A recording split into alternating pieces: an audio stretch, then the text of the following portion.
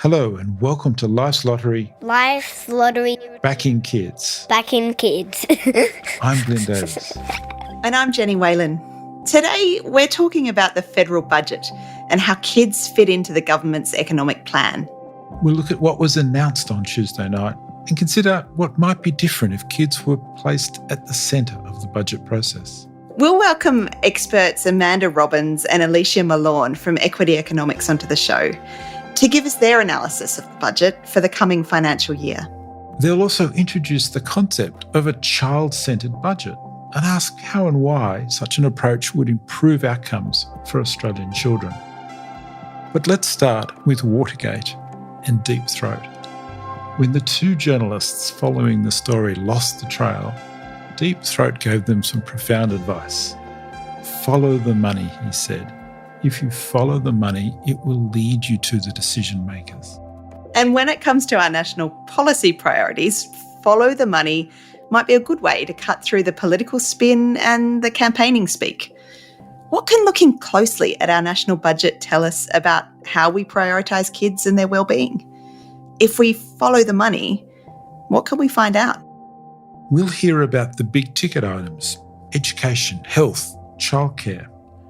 But we can also see what's come in and out of the budget. During the COVID crisis, a significant investment at household level in support for families lifted hundreds of thousands of children out of poverty. When that program ended, poverty returned. We'll be exploring what does and does not get funded in a federal budget. And then you can see some really specific policies in budgets. For more than 80 years, Finland's government has famously handed out baby boxes to expecting parents. They're starter kits of clothes and supplies and toys that come in a box that can even be used as the baby's first bed. As I prepare to welcome a new baby here in New South Wales, I'll join the new parents who receive a baby bundle from the state government, packed with baby supplies like a sleeping bag, a playmat, a thermometer, baby wipes, books, among other goodies. It's a new initiative since I had my first baby, and I'm told that the baby bundle given to new parents when they're discharged from hospital is worth about $300. If we follow the money, the introduction of the baby bundle was worth $7.6 million in the 2018-19 New South Wales budget, and it was part of a larger package of $157 million, the parents' package, to support new families, including boosting midwives and nurses and investing in testing and treatment of children's diseases. And so, to follow the money, we're going to hand the microphones over to Amanda Robbins and Alicia Malone from Equity Economics, a consultancy that provides analysis and policy advice to the not-for-profit, corporate and government sectors. Amanda Robbins has worked as a policy advisor for over 20 years in both government and the not-for-profit sector. In Australia, she's got experience with Federal Treasury, including as Deputy Chief of Staff to the Australian Federal Treasurer and Deputy Prime Minister. She's also advised the Treasury of Papua New Guinea, worked with World Vision in New York and with the World Bank in Washington, DC. Alicia Malone has worked as a policy advisor to the federal government for over 15 years, including with the Department of the Prime Minister and Cabinet, with Foreign Affairs and Trade, and the Office of the Deputy Prime Minister. She has several degrees, including a PhD in Public Policy from the Australian National University. So, Amanda, what were you doing last night at 7:30? Were you watching the budget or putting your children to sleep? So this will reveal me as a true budget tragic, because right now I'm in Washington, DC. So that means I was up at 4 o'clock in the morning in the cold and dark, streaming the House of Reps online to watch the budget speech. And I should say I tried to do that without waking my family, but of course I failed. So I had my 18-month-old experience his inaugural budget speech, which I should say I'm not sure he was very impressed with. Alicia, how about you? Where were you on budget night? I had grand plans of sitting by myself and quietly typing out notes, but as soon as I announced to my 5-year-old that I would be watching the budget speech, he immediately jumped on and said, I want to watch that too. So I watched the budget speech with my 3-year-old, my 5-year-old and my 8-month-old. As soon as we got past the cost of living measures, though, the 8-month-old cracked it, and so he left. But the 3 and 5-year-old stayed for the whole speech, and they were very interested in who was Mr. Speaker. So we learned about Parliament a little bit as well as the budget process, so it was a great night. Amanda, for you, were there any surprises in the budget? Well, this close to an election, I don't think anyone can really be surprised by a big spending budget. So I think that was anticipated. And yet, I guess I have to confess that I was still a bit stunned by what wasn't in the budget. And for me, that was very much about the plans for the future, which really come down to plans for our children, plans for how we're going to grapple with the endless number of challenges we have right now. As the budget was being presented, we had New South Wales confronting flood again, facing natural disasters again. And yet there's very little on those major challenges in this budget. We know there's major issues confronting housing affordability around our schools and our children's ability to cope post-pandemic. We've got major cost of living pressures, and there was quite a lot on that in the budget. But I really think we need to talk about whether this budget really grappled with those major issues. I agree, Amanda. The biggest surprises for me was the focus on the short-term measures, which really focused on cost of living pressures. There was not really a lot in the budget on long-term structural economic reform. When we look to challenges like the environment and climate changing, looking out in the forward estimates, we actually see a 35% decrease in funding for climate change abatement measures. So that was really surprising for me. Also, there was a complete lack of focus on youth and children in the budget. It's always good to go through budget speeches and count through the number of times certain people or interest groups are mentioned. Koalas were mentioned once. Children were only mentioned 4 times in this budget speech. So for me, it was a little bit disappointing. I think the budget was blind to some of the big challenges we know people are facing right now. And even more than blind to some of the challenges, in some cases, from an economic perspective, it's potentially exacerbating some of the challenges. Let me give one example. A major announcement, which many of you will have already heard about and be well across, is the cost of living announcement to reduce fuel excise for just 6 months. Now, this is a short-term measure, and yet it costs nearly $3 billion. The reason it's of particular concern is when we think about the big challenges we have, we know that there's rising disadvantage amongst particular groups in our economy. And yet one of the major measures around cost of living, it goes to everyone. Now, when we think about where the economy is actually at, unemployment is actually at historic lows. We have many households who have consolidated their savings, 250 billion additional savings during COVID. So many houses and many families are actually doing quite well right now. But when we look and disaggregate that, we know that there's many families and many children who are really not doing well. So why the major budget announcement goes to everyone rather than target those who are truly in need and address the issues that are truly needing to be confronted right now is baffling to me. I think one thing we need to think about when we talk about budgets is this is our one chance, a unique chance to ask government to account for their decisions, to actually put together what the priorities of our country and our spending and revenue policies are. So it's the one chance to really think and look at what are the values we actually have as a nation when it comes to our financial decisions. And when we look at that in aggregate, it comes down to a cash splash with very little consideration or mention of children and very little plans for the long-term structural reforms that are needed to address the challenges we face. As a wealthy and prosperous nation, Australia should really be the best place in the world to be a child, but it's not. And we look at some different metrics that account for children in Australia, and we see that Australia ranks 32 out of 38 rich countries for child wellbeing and 35 out of 38 countries for children's mental health and wellbeing. So clearly we need to do more to improve outcomes for children in Australia. So what do you think we can do, Amanda? Well, there's so many different policies we need to think about. And one that springs to mind is we have a major housing challenge in our country around affordability. And that truly impacts on children. We know that if children aren't living in a secure and safe home, that it impacts on their lifelong learning and their future trajectories. We need to be thinking about the 1 million people in Australia that are under extreme housing stress and facing severe poverty. And yet we have a budget that really doesn't attempt to grapple in any serious way with that challenge. Not only does it not grapple with the challenge, in effect, it potentially exacerbates the challenge by adding to demand for housing at a time when we really need to be thinking about supply.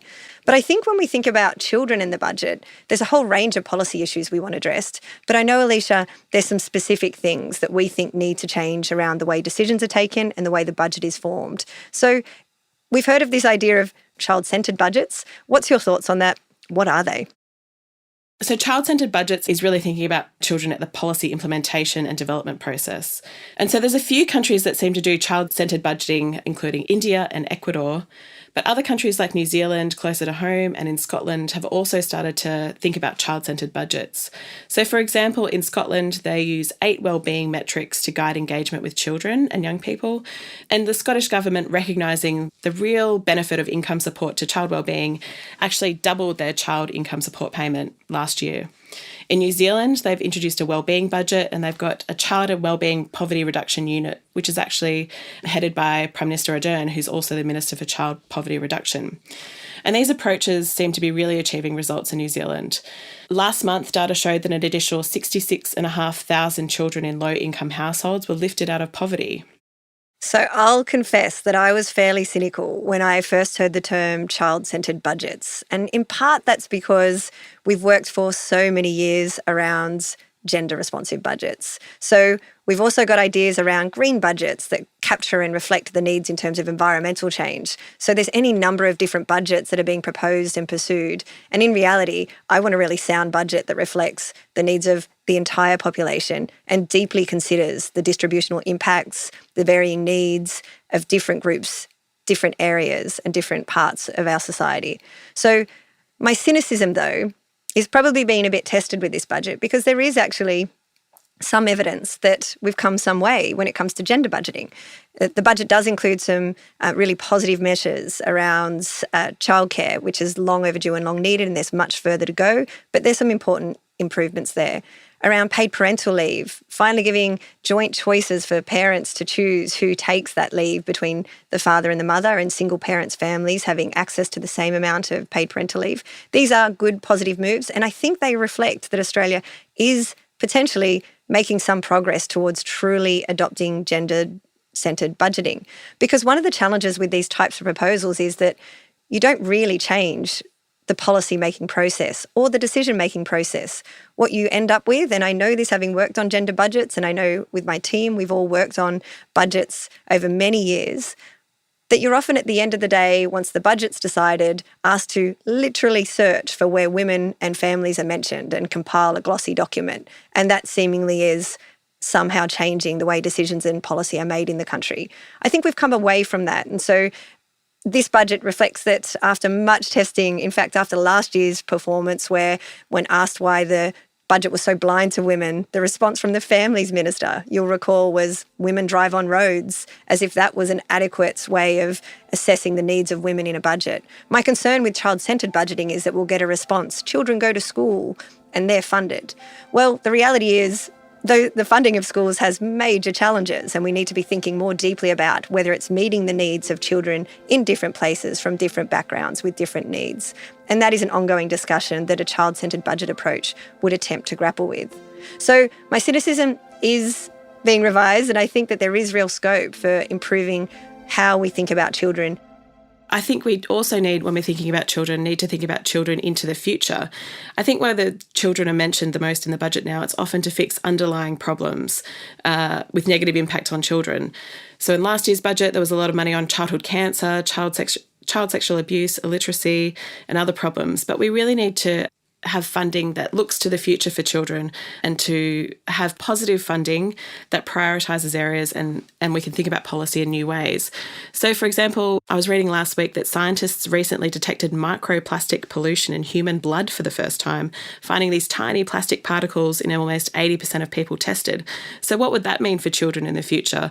And so what can the government and the community do about plastics regulation today? So I think taking a much longer term view of children and how we see children in the budget process would be a great first start. But as Amanda and I have already reflected, we both said that this is a very short-term budget, and you can tell it's an election year budget because there's not really a lot of long-term thinking baked into any policies that were announced last night. Unfortunately, there's endless examples in this budget of that short-termism in the face of a need for a long-term plan. And another one, those relates to our children and education. We've just come through a pandemic. We've had enough time to think about and reflect on what we really need in this country and what our children really need. We all grappled with children at home and homeschooling, and we saw the challenges that teachers are having to confront in school. And it's really stark how little discussion of the needs of children, the developmental delays that they're potentially experiencing post the pandemic, but the known rise in mental health challenges that are being experienced. So there is a budget measure, $547 million over 5 years, in fact, for mental health measures. And I think, of course, that's welcome, and it's another great investment in a serious area of need in our society. But after 2 years of pandemic, do we not think that we want a broader conversation, some broader reflection on whether that $500 million is really enough to address the extent of the challenge felt by our children, felt by our schools, felt by our communities, our teachers, and any other numbers of groups that really go to the core of whether our stock of funding in the education system is being spent as well as it can be, and whether we're doing education as well as we can in Australia. And in fact, we know we're not. We know that we're actually declining on any measure of Australia's educational outcomes, whether it's international PISA scores and NAPLAN results. So we have the evidence to say we need to be doing much more. We're just not seeing it in policy-making processes. So potentially, asking our policymakers, asking our leaders to actually take a more child-centred focus to their decision-making is needed to change that.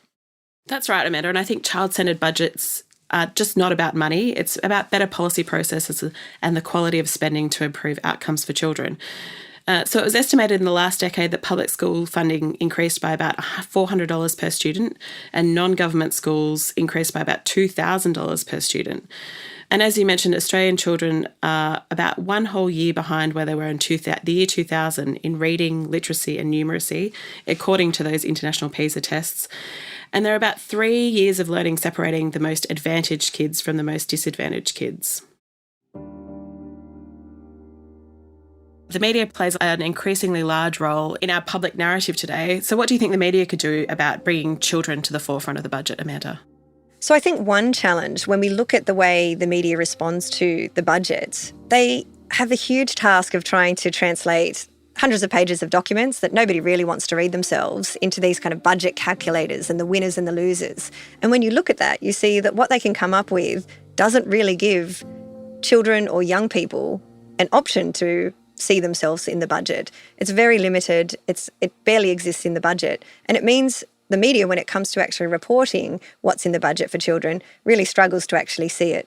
And there's a whole range of areas of the budget where transparency is really lacking. Another is really around Indigenous expenditure, where there is huge gaps in services and needs, and yet very little transparency in the budget around what spending is going towards Aboriginal and Torres Strait Islanders in general, but certainly in relation to children.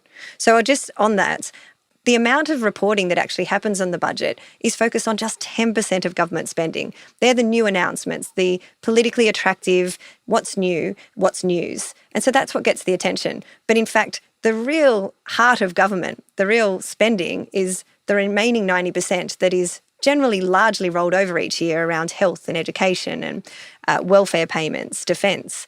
Most of it isn't discussed. And I think that's what we're calling for, is a substantive discussion around where the bulk of funding goes, not just these small spending at the margin that the media then has to focus on and that people then talk about, because we're probably missing the main game. So we need to be going back to the big stock of what we do with government funding, not just these marginal announcements for political purposes, and think about, is that meeting our country's needs now and in the future? And does it reflect the values we have of wanting to make sure children have every opportunity to thrive?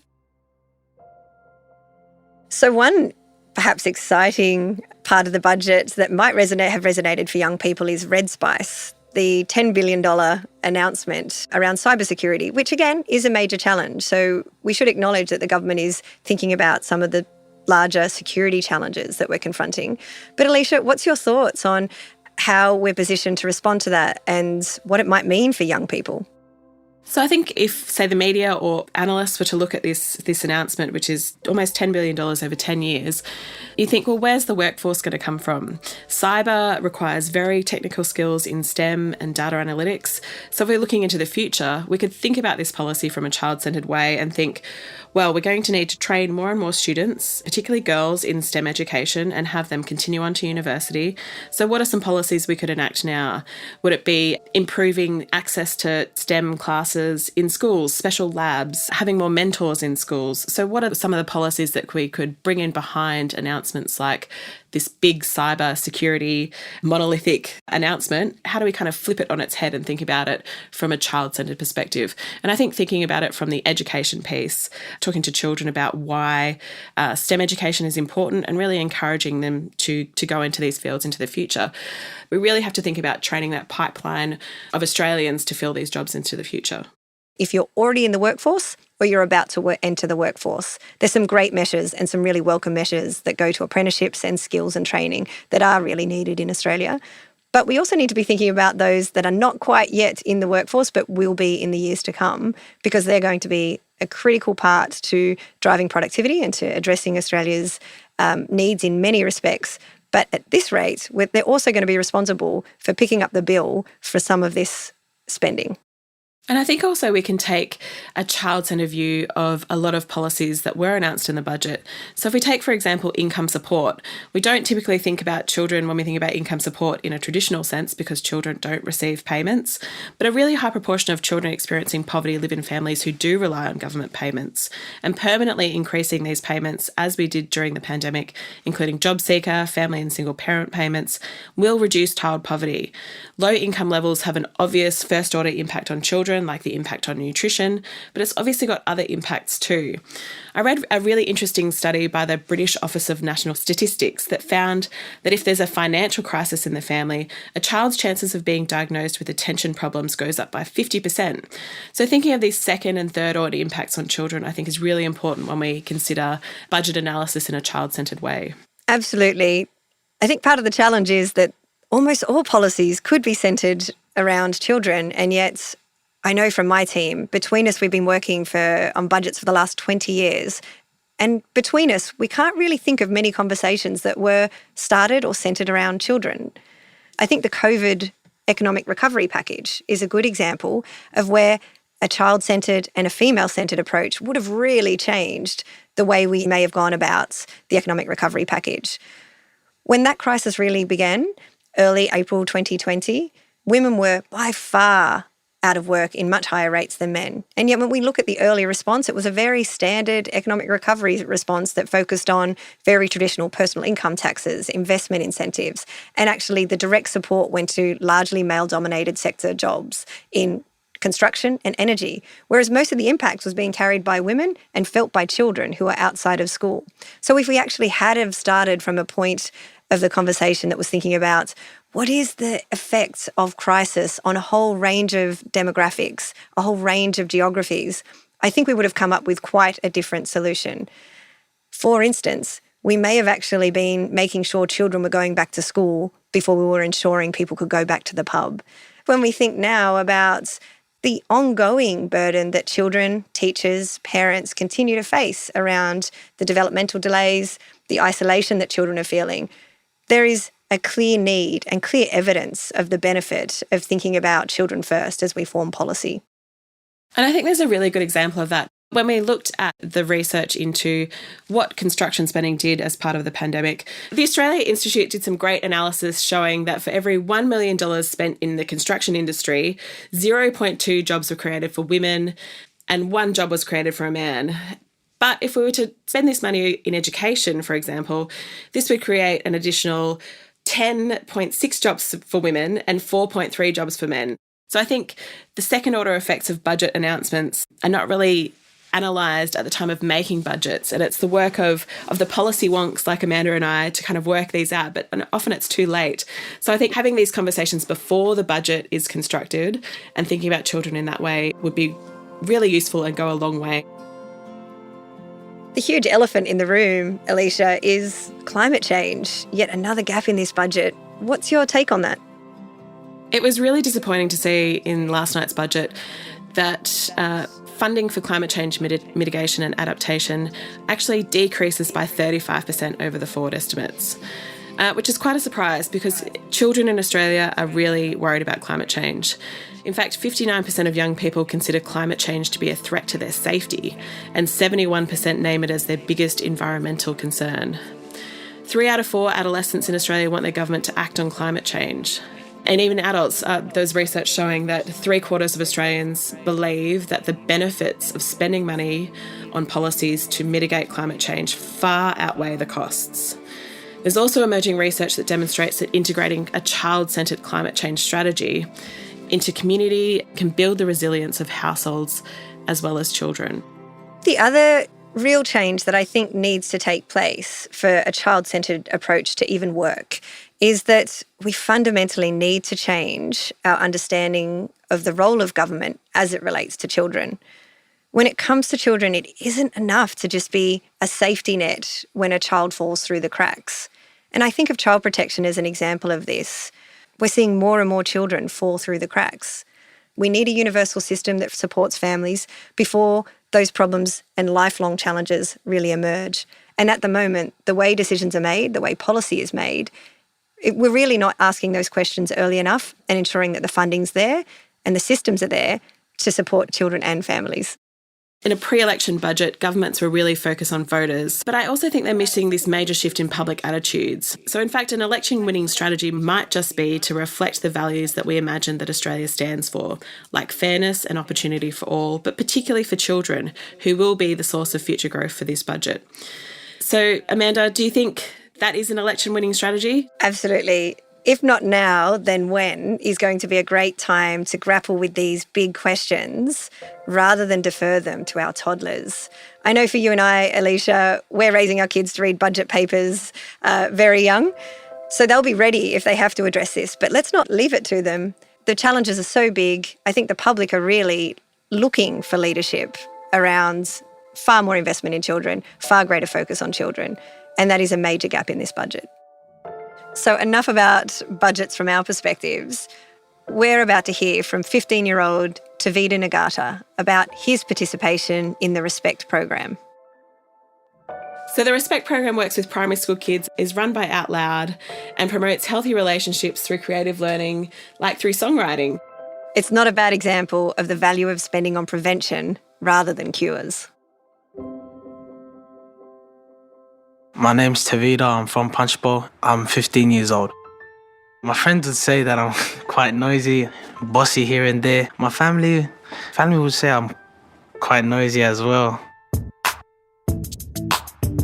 I'm not that shy with my family. I'm not that shy with anyone, to be honest. In the Respect program, I wrote a song with 12 other boys called We Are the Future.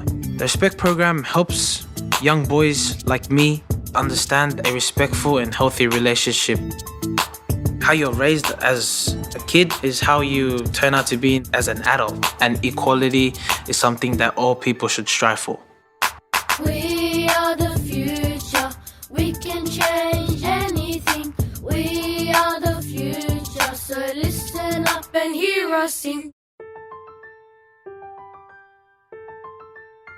Each boy wrote their own verse.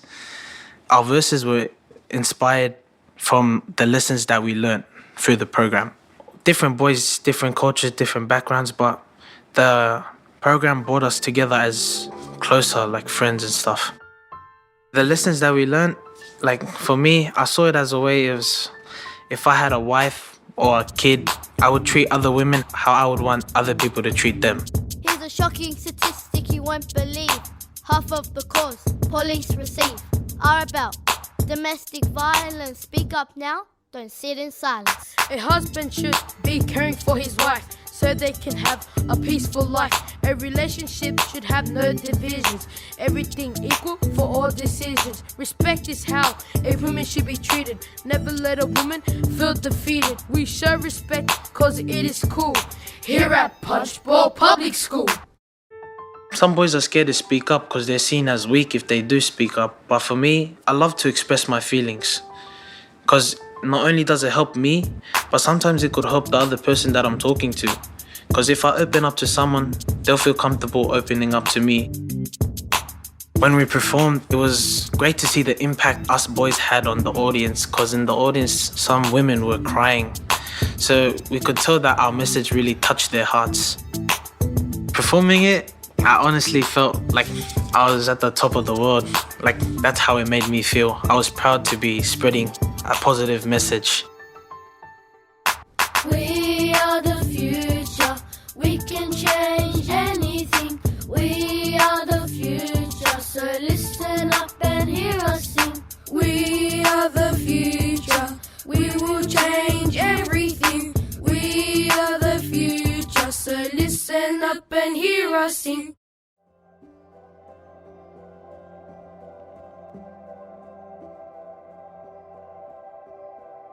Huge thanks to Amanda Robbins and Alicia Malone for that budget debrief. And thanks to you for listening to Life's Lottery Backing Kids, a podcast from the Paul Ramsay Foundation in partnership with UTS Impact Studios. We've recorded on Gadigal land.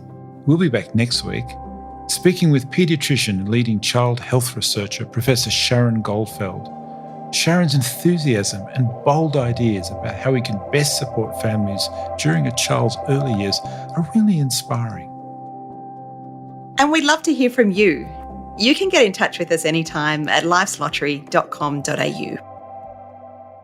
Life Lottery produced in partnership with UTS Impact Studios. Executive producer Olivia Rosenman. Audio and producer Nicole Curby. Researcher writer Jackie May. Audio engineer James Milsom. Life property I can't do it. Okay, let me try again.